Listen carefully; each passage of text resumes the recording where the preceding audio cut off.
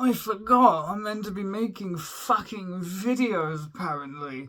So I've had this idea for a while about making some kind of movie-related content that isn't just I watched. Because I watched is a bit shit, let's be honest here. It's just me rambling about a movie I barely remember. So I'm gonna ramble about multiple movies I barely remember. Superman 2025, 4.5 stars. Superman 2025 is one of the most enjoyable movies I've seen in a bloody while. I think the main things that it has going for it is its unabashed sense of sincerity. There are other films out there which feel like they need to deconstruct or change Superman or modernize him. Fuck that noise. This movie wears its comic bookness on its sleeve, bright colours everywhere, unabashed positivity about humanity, which, funny enough, isn't always the case in comic books. I'm a comic book fan. I read the Ultimate Universe. I was there. So, a lot of what you get in Superman 2025 is it's just raw, unabashed, just joy. It is a very joyful movie. Like, there's so many... Like, it's optimistic. What more would you want me to say? Like, the MCU... the MCU just cannot seem to acknowledge that, yeah, we're comic books. Because it will always do, like, the, whoa, this is kind of weird. Huh, that just happened. I don't think there is a moment like that in Superman 2025. It is just unabashedly these characters accepting the world that they're in. And I feel that kind of helps you buy into it as the audience. And man, the actors in this movie do a great job. David Cornsweet, I think I'm saying that right, is basically one of my, like, he is one of those people who just go down in history as, like, their character. He is up against Christopher Reeve, which is a fucking hard comparison. I don't know which I prefer, but I think that the Reeve movies, just because they're a bit old, and they're a bit hokey. I mean, like, the Superman reversing the world, it's iconic, but let's be honest here, it's kind of a bit bullshit. Like, it feels good and it's good in the moment, but yeah, like, you kind of, you know, you have to kind of overlook that. This movie is just a really good time. I think, like, Mr. Terrific steals every scene he's in, Guy Gardner steals every scene he's in, and I can't wait for that Lanterns show to come out, because it will probably give us more Guy Gardner, which, honest to God, I want more of. He is unironically my favourite Green Lantern in the comics. So yeah, I'm trying to go back off memories for a while, but I honest to God really do want to rewatch this movie, which means a lot, because I don't really rewatch movies a lot. So for me to genuinely be like, yeah, I already want to see this movie again, that tells you how much I, like, really cared for it. Like, the Mr. Terrific scene alone is goddamn terrific, because it's just, like, it's that really standard James Gunn kind of style, like a pop song played over, like, a cool action scene, but, like, I don't care. It's just cool as shit. And it does one thing that I really like about this movie, and I think it's one of the reasons why it feels so good and optimistic. It's just unabashedly showing superheroes as fucking cool. Something that the MCU did is I kind of forgot that we're meant to kind of be inspired and in awe of these guys. Like, they'll do these really cool things and it just kind of feels magical. And the MCU really just kind of stopped doing that. And I feel like it's one of the main reasons why it kind of always felt so disingenuous. Because, like, yeah, it's so part of the course that it kind of remembers that these are meant to be inspirations. Something that the comics never forget. And even a lot of the older movies never seem to forget. In this movie, like, the Mr. Terrific scene is an amazing example. In the MCU, that would focus on Mr. Terrific's perspective. While it would be cool, Lois in that scene just be an afterthought. Whereas in this, we're seeing it from Lois's perspective. We're barely even able to really keep up with what's happening, as we're seeing, like, bang, bang, bang, bang, bang. Like, it helps kind of cement the idea that these are larger-than-life characters, which is very much one of the main points of superheroes and why they feel so special. That's one of the core reasons why I think it's so hard for a lot of comic fans to really buy into the MCU as much as people who don't. Not because they're being the stereotypical comic book guy, more just because of the fact that they're just forgetting such a core component of them that once you have it, you can't not have it. And I think that's a big reason as to why a certain other Superman film has just completely lost any and all credit it's had. Also, the fact that movie fucking sucks, but we will get there very shortly. Another standout part of this movie is Lex Luthor, played by the guy who plays Lex Luthor. I don't research my videos before doing them. he does an amazing job. It's easy to remember. It's easy to forget with all the memes about Reverse Flash that Lex Luthor is up there in terms of like it goes like Black Manta, Reverse Flash, Lex Luthor. Black Manta is on a whole fucking other level and it's kind of insane. But Lex Luthor just is so into I fucking despise Superman and I love it. Like 1A is one of my favourite scenes in a movie I've seen in a while because it is this utter dick shit screaming in joy. He's literally doing this as he says 1A, 1A, 1A. He is imagining himself beating the shit out of Superman and I love that for it. This movie also has a Crypto in it. I like Crypto, but I'm not going to pretend it's not like one of those pandering things I've seen in a while. Like, it's cute and I'm really glad we actually got to see Crypto in live action, but God, the amount of times where I could literally just feel James Gunn being like, guys, you want to see a cute dog moment? Here's a cute dog moment. Yeah, anyhow, back to the movie. I don't think James Gunn sounds like that, but that's George Lucas. I'm just doing a George Lucas impression instead of James Gunn. So yeah, Crypto it was just a cute little thing every once in a while, but a couple of times it was a bit distracting. And in terms of other complaints, it's also like, I kind of wish we got to see a bit more of like Superman, like Clark Kent. We don't really get to see a lot of that. There's a scene near the beginning of the Daily Planet and the really good scene where he goes back to the farm, and that's really kind of about it. That being said, it's not inherently a bad thing. I'm not one of those people who's like, oh man, you know, they adapted Batman, but he didn't have Stephanie Brown in there. This movie fucking sucks. Although, to be fair, I think if we actually did see a live-action Stephanie Brown who was good, I'd be very happy. She's the best Batgirl. Stop making Barbara fucking Batgirl. She's Oracle, and now I'm getting angry again. So overall, I think Superman 2025 is one of just the most joyful experiences I've had in watching a movie for a while.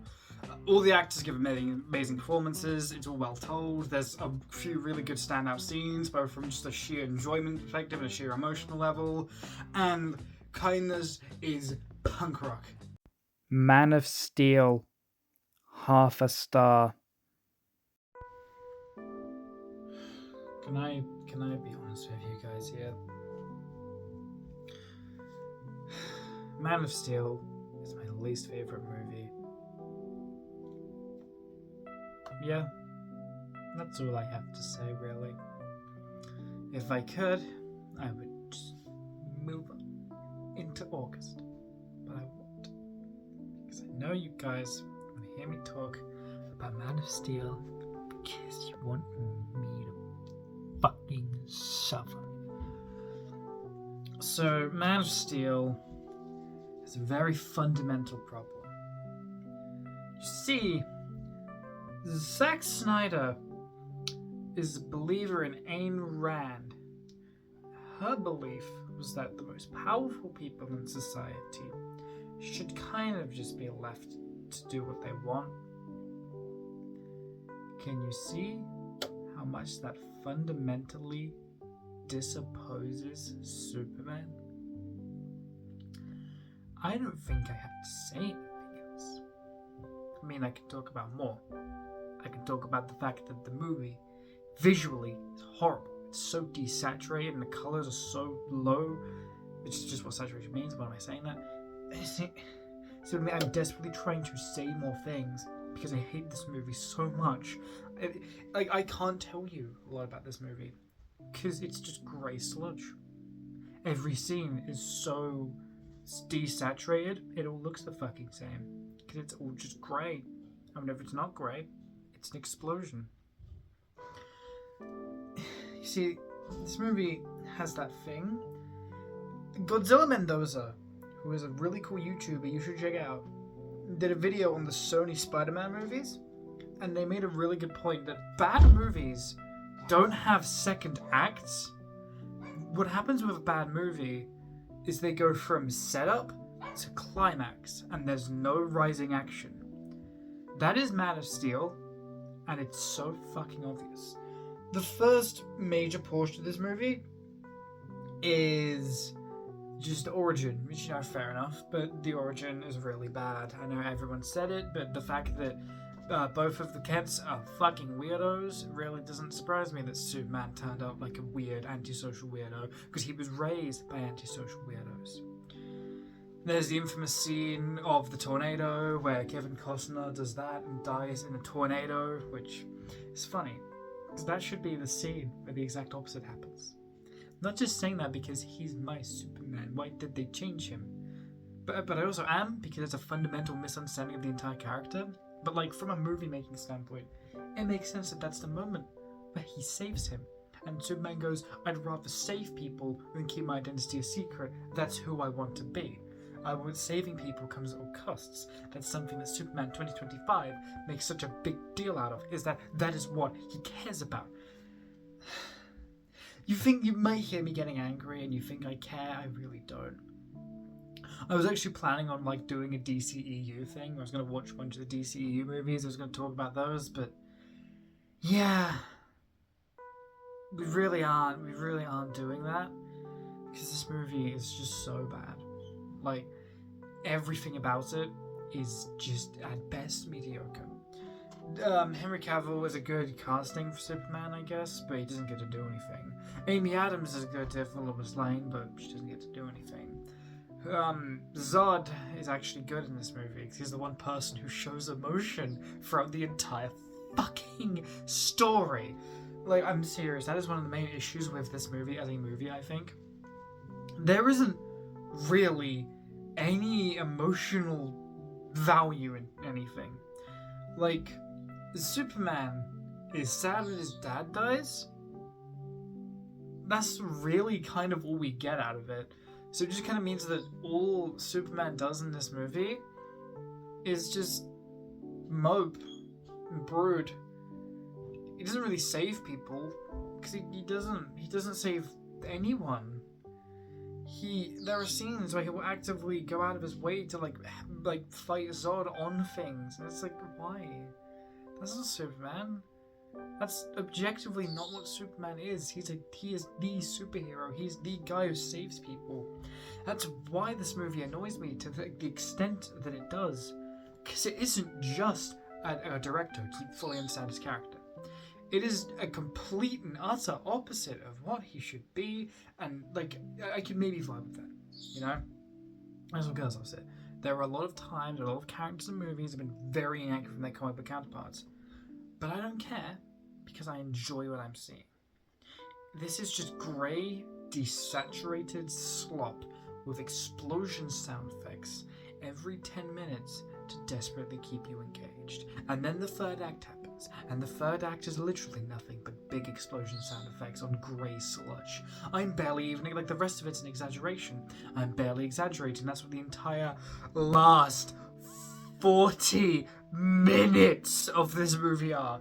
And it is the most excruciating thing to sit through, because it's nothing. It's like watching the Michael Bay Transformers movies, and how they're just metallic grey parts going over the screen, and then there's an explosion. It's like, after a certain point, you just stop, like, processing, because there's nothing to, like, really look at. It's just really miserable sludge. I could talk more about how the movie just has a lot of weird pacing issues. I could talk about the fact that we don't really get to know anything about the Kens. We could talk about, but I don't care. I don't give a shit. The DCEU is dead. This movie would just go down as a fucking travesty. Grey sludge snorefest that spends half an hour in Krypton, 40 minutes in fucking final act. Don't watch Man of Steel. Tron Legacy, 4 stars. Can I tell you guys why I decided to watch this movie? It's basically just a 90-minute Daft Punk music video. Do I need to say anything else? It's fucking awesome. So, okay, there are a couple issues I have with this movie. I'll get them out of the way. This is going to be the briefest one of the review because it's really simple. Some of the dialogue at times can be a little bit awkward. I think it definitely loses a lot of that nerdy charm from the original, and I've never actually seen the original, but a lot of people say this movie is just potentially a little more surface level, and I can definitely kind of see that. And I do think the pacing is a bit weird. It doesn't ever really feel like it's in like the climax third act stage. With that being said, it is a 90-minute Daft Punk music video. I don't need to say anything more than that. That should sell you alone. Like, okay, the few slow scenes this movie has, okay, whatever. The visuals are still fucking awesome, and there's still pretty cool atmospheric music, and then whenever the music actually does kick in, like, this movie has a nightclub fight scene with fucking Daft Punk blaring in the background. I don't need to say anything more than that. That should sell you on it alone. It's just fucking big. It is, like, it's not a 5-star movie, because I'm not gonna lie, again, the scenes where the film is a bit slow, it's just kind of like, come on, that's not why we're there. This is not the kind of movie we watch because we're getting invested in the characters. Although I'll admit I did. And then we got to see the main character, whose name is already completely out of my mind, because he is, like, the only thing I remember from the main character is that he is just a Jensen Ackles type. That's all I can really say. It's like I look at it, it's like he is just Jensen Ackles, but before they got Jensen Ackles. Because this is like 2010, this is before Supernatural, I think. So yeah, no one knew who Jensen Ackles was. So they just got this dipshit instead, who apparently was like almost going to be really famous and just kind of dropped off. So yeah, you got the main guy who I don't really give a shit about. And then we get Jeff Bridges, who is just like this, he's great in this movie. Mainly because in one of the flashbacks we get of earlier Tron, he basically, in this movie, Jeff Bridges plays both the main bad guy and like the old mentor guy. I can't actually remember the characters' names much, to be honest, because I kind of just remember them as Jeff Bridges and Jeff Bridges 2. But there was this amazing scene where the evil AI Jeff Bridges is like, "Am I supposed to continue my prime directive?" Yeah. It is the greatest line delivery in all of cinema, because I've never heard another human being ever say a line like that. Then we get Cora, who is kind of like the main emotional part of the movie, kind of. We got like the stuff with Jeff Bridges and Jensen Ackles type, which is alright. But I feel like Cora is like kind of the best character in the movie. A part of that is also by default, but like yeah, Cora is cool. She's very pretty. I'm just gonna be real about that. Throw my hands up. To quote the ever lovable Mike Love, "Life in prison as a ladies' man." That is the creepiest quote a human being has ever said. I fucking hate Mike Love so much. So yeah, Cora is the closer to emotional core of this movie. She's like one of the AI programs or something in it. Again, the movie story is somehow too simple and too complicated at the same time. But this is the movie you watch for the fucking story. You don't give a shit. It's a goddamn it's a Daft Punk music video. It's just a movie. Do we need to say anything more than that? You get to see Jeff Bridges, but Jeff Bridges on a Jeff Bridges built bridge. That's all you really fucking need. Just watch this movie. If you like Daft Punk. If you don't like Daft Punk, get good taste. Sorry, dude. K-pop Demon Hunters, 4.5 stars. I'm gonna be real, I was not expecting to like this movie as much as I did. A friend watched it, told me it was good. I've of course heard the entire internet sing its praise, so I was like, fuck it. I haven't got anything better to do. My YouTube recommended is dry as shit tonight. I may as well watch this movie, see what the hubbub's about. And it's fantastic. Sony Pictures are such a funny studio, because they started out making open season. Their first 3 movies, open season, Surf's Up, open season 2. That is like the perfect dichotomy of just what they are as a studio. The most mediocre shit you've seen in your life, incredibly inventive movies that push the boundaries of what animated kids movies can be, and then right back to like really mediocre dog shit. I love Sony Pictures for that.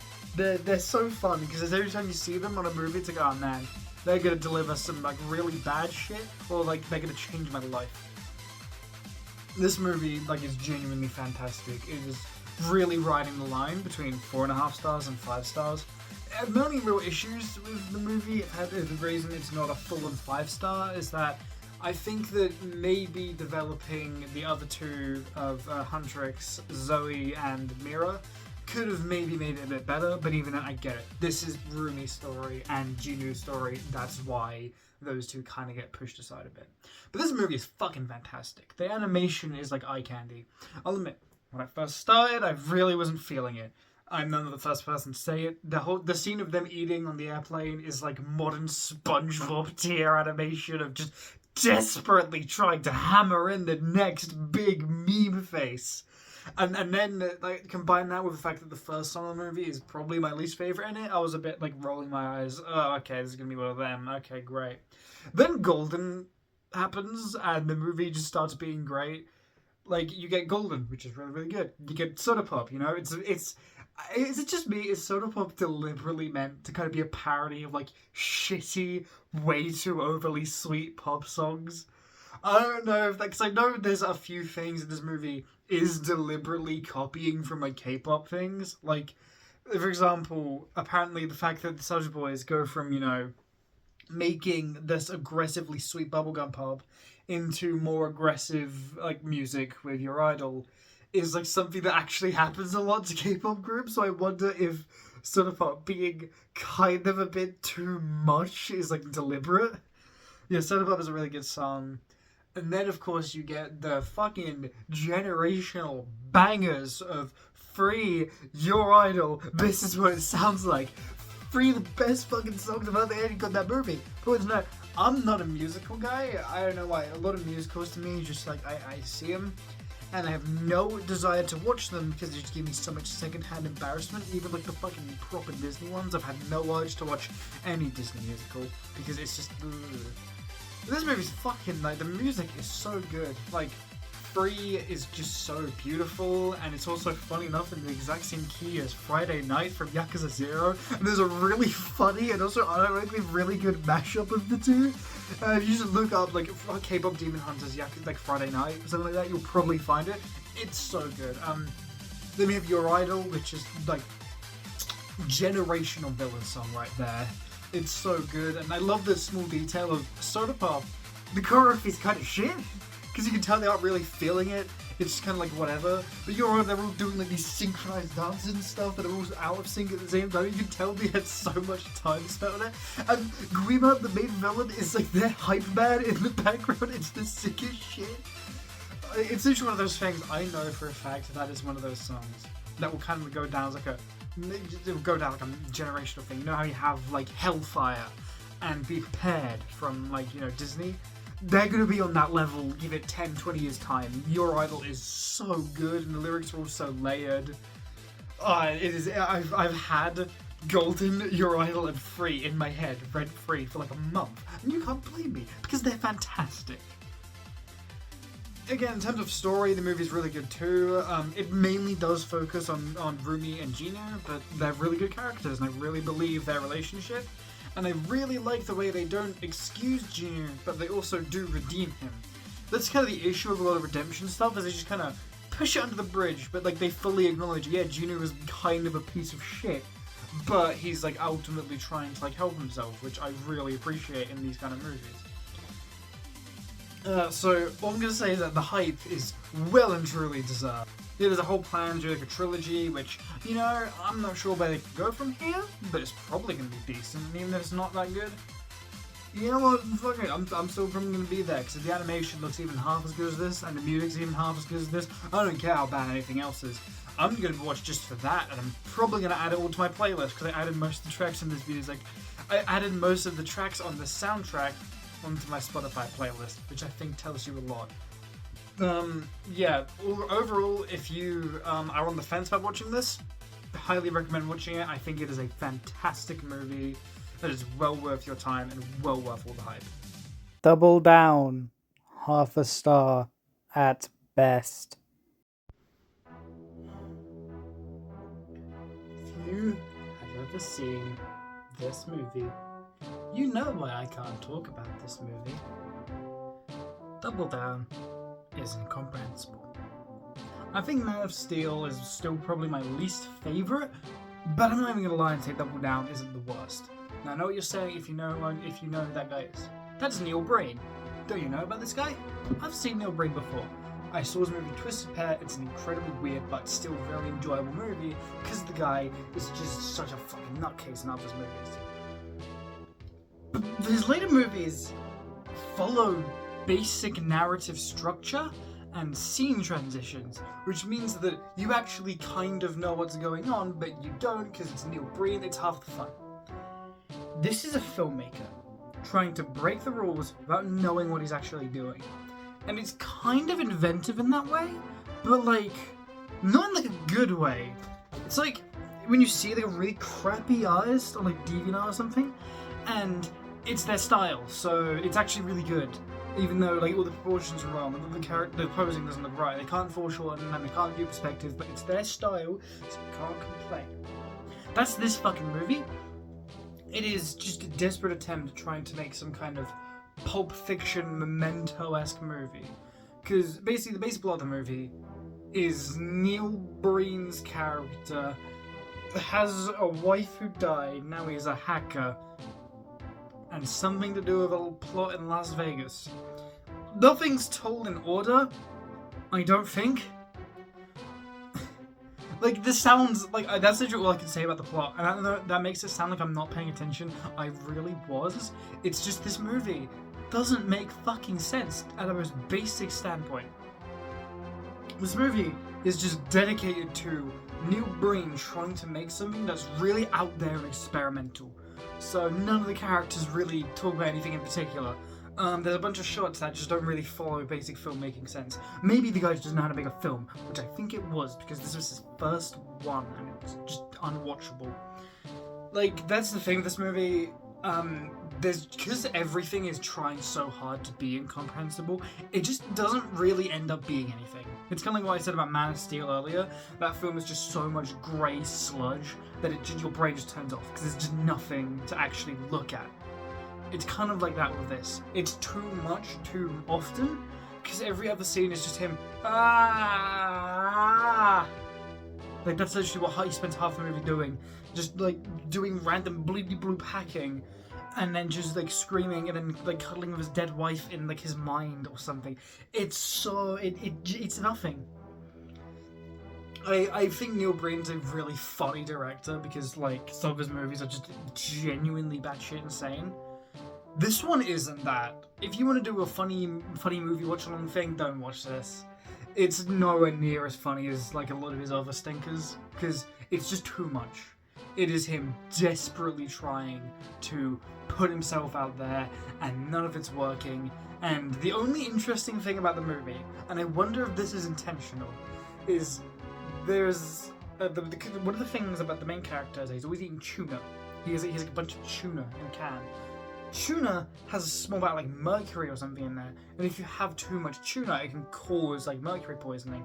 So some people have speculated that that's the reason why the movie itself is just so batshit insane, and why nothing really seems to make sense, because we're seeing it from the perspective of the main character dying of like mercury poisoning, because there were literally so many tuna cans constantly. Like, there's a scene where he's sorting through his like boot, and he's just throwing so many of them. That was probably intentional, but I don't think to the extent.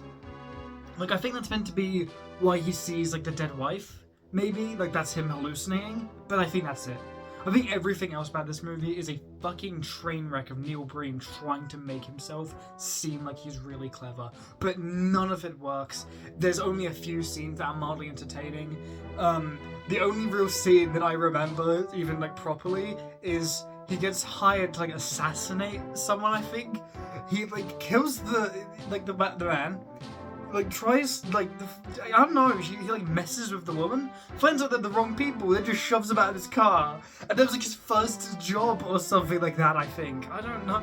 Again, no one ever says anything in this movie, and the actual audio mixing is completely dogshit, so you can't actually hear anything. It's like a Nolan movie.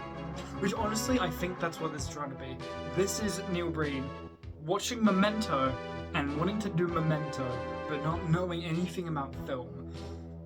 So yeah, overall, horrible viewing experience, not even worth it for the laugh. So there you have it, guys. That is every single fucking movie I watched over the past 2 months.